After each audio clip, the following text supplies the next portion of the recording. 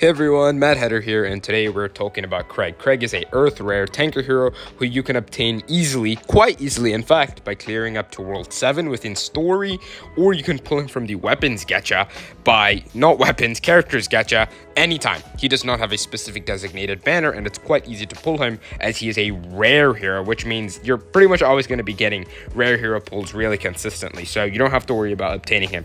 However, two questions arise. Is he actually good? Because rare heroes generally suck, right? Let's face it, in most gacha games, lower rarity heroes are always going to be worse than better rarity heroes, because otherwise how would the developers make any money? If, the easily obtainable heroes are better than the harder obtainable heroes, there's no point in them making money.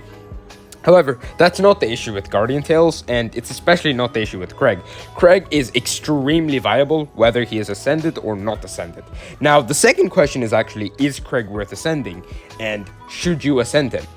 Because it's quite expensive to ascend the character. You obviously have to have the rare hero fully limit broken, in addition to having the extra hero crystals needed to ascend them. However, there is one requirement you have before you can even think about ascending Craig. And that is fully limit breaking one other unique hero. If you don't have one other unique hero fully limit broken, don't do it. Don't ascend Craig, because you want to unlock the training room. Some of you guys have told me in the comments that, the training room requirement has been reduced to one unique hero. So make sure you get at least one unique hero limit broken, and then you can come back to Craig and watch this part of the video. So Craig does not need his EX. He is just like every other tank, where if his only job in the party is to tank, he does not need his EX. Unless you are using Craig in like Arena or trying to use him as lead somewhere, he will not need his EX. It's completely unnecessary. Any toughness sword is good. If you're not sure what I mean by toughness sword, you hit this little drop down, click toughness, and then you just pick whichever sword has the highest toughness, right? It's really simple, okay? And the next part of this is that for tanks, you actually need the EXs. Who are they? It's only Future Princess if she's lead, or if, you're using Marina, but Marina doesn't really hold up to the game standards anymore, so don't bother with them. Now, that's just the baseline of Craig. Why is he good? The reason Craig is actually really powerful is because he is cheap, easy to build, super easily obtainable, and his kit is just downright nasty. Like, he does so much, so much. He has a defense party buff. His base stats, once ascended, are pretty good. His chain skill makes your team a lot tankier, and his special ability is just broken. It is so powerful.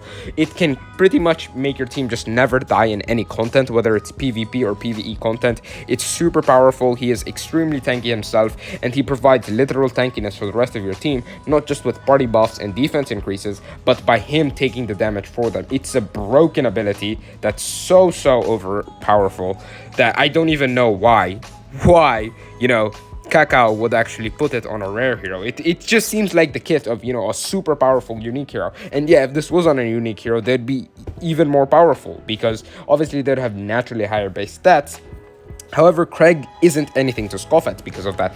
And you can run him on literally any team, right? You see this Earth team, he's good here. You see any other team, he's good there. He is the most splashable tank in the game, because nothing in his kit restricts him. His party buffs don't, his buffs don't, his tankiness doesn't. He works in any team, every team, anytime. Doesn't matter. He works in all contents where you don't need damage. So boss rush and raid, that's where he's going to be really bad. And that's not because he's bad, but that's just because in those contents, damage is what's most important. You can survive relatively comfortably, but if you don't have damage, it doesn't matter. The point of those contents is to do as much damage as you possibly can. So you're gonna not want Craig there. However, everywhere else, Craig is the biggest monster within story. I still haven't cleared chapter 17. It's too tiring. I'm probably not gonna do it for a while, or I'll make videos on it. If you're interested, let me know.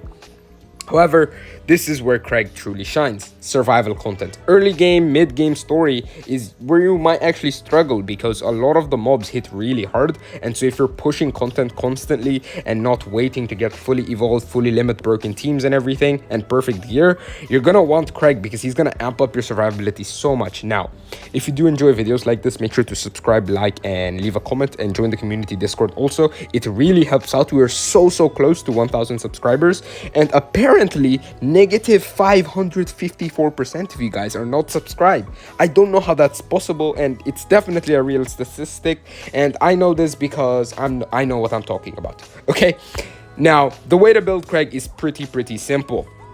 His weapon, like I've said, doesn't matter. His shield can be many shields, okay? I've recently mystery evolved all my shields because I just have the collection bonuses done for them, and it doesn't really matter if I need them or not now because I have the rest of the shields that I need, and I don't care for a lot of tanks. So you're gonna want Minotaur shield. That's pretty much gonna be your longest running shield. You can also use the Goblin Chef shield, which is equally as good, if not better. However, I think your early boss rush hunting medallions are better put towards getting legendary awakening stones and princess edicts, but that's just what I think. If you think the shield is gonna bring you more value early on when you can just use Wyvern shield perfectly fine or Tanker shield instead of it perfectly fine, I just think, you know, legendary awakening stones and princess edicts are so valuable early to mid game. Late game, princess edicts are kind of worthless. Like for me, I have like 70 princess edicts. Like here, I'll show you.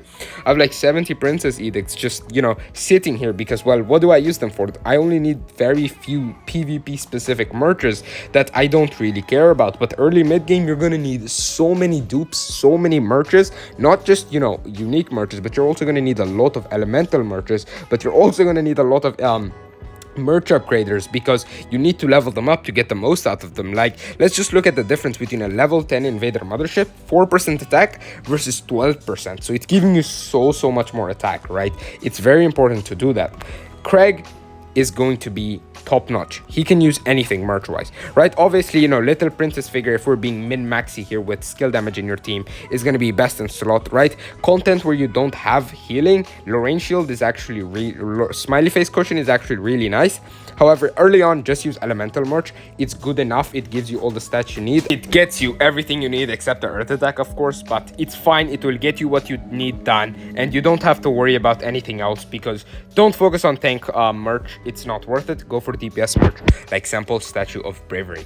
Accessory wise, you have quite a lot of options. Mad Panda Brooch is obviously going to be, you know, your min-maxed option, while Black Crown Ring is going to be really good for a long time. And then you even have options like Ring of Fortress, which is also quite nice early on. However, these are going to be phased out once you get Mad Panda Brooch, and I think Ring of Fortress definitely gets outscaled really hard by Black Crown Ring, which is just better and scales better on other characters too. So that's going to be it for that. And for cards, you're actually going to want double defense always. It's nothing crazy. That's all Craig wants. It's just defense. You're going to go defense all the time. Costume, this is actually very important. If you use Forest Golem Craig, your Craig will always somehow magically tank more damage than if you use any other skin. Any other Craig skin is worse. You will get nerfed IRL. You will lose 4 inches in height and 4 inches everywhere else if you use another skin on Craig. Now for the big question that everyone has been waiting for, and is Craig worth ascending? I personally think Craig is the most like ascendable hero in the game. He is so damn good, works on every team. Like Karina has her limitations where she performs best in a dark team, but Craig is just Craig. He is a freaking Giga Chad that does not care about compositions. He does not care about elements. He's not racist, okay? He doesn't see color, right? That's what my man Craig is. So go for Craig, ascend him. Craig is freaking busted, good in all content that doesn't need DPS. He's gonna carry you through the early game, and you don't even need to ascend him. Right, non-ascended Craig is like so good still because he's super low investment. Just slap some toughness gear on him and he'll be good to go. And he actually has good synergy with other tanks, right? Specifically Future Princess, because you get Future Princess for free in World 9. This means that you can pair them up together, and it's a really good story duo because they will both provide a lot of tankiness to your team. Craig more than Future Princess because Future Princess is a bit more offensive outside her party buff, whereas, you know, she's more of a selfish tank. Craig is a selfless guy, okay? He's a Giga Chad, all right? But they have great synergy and they work really well with a free healer you get, or a healer that you should have, you know, if you've been playing for a while or even if you're new. And they work really well with Maya, who you should get for free from the beginner Canterbury Guardian training everything event, right? But if you're also a mid to mid-game player that doesn't have Maya, you can use other healers. It's fine. You're not gonna worry too much. Characters like Kama L can be perfectly fine for story healers as long as you have one other character who can sub-heal the party with you. Like for example, Yunha. If you have Yunha with you, then Kama L Yunha is generally going to be enough healing for the party, unless you know you're really hardcore pushing content where you just don't have the stats.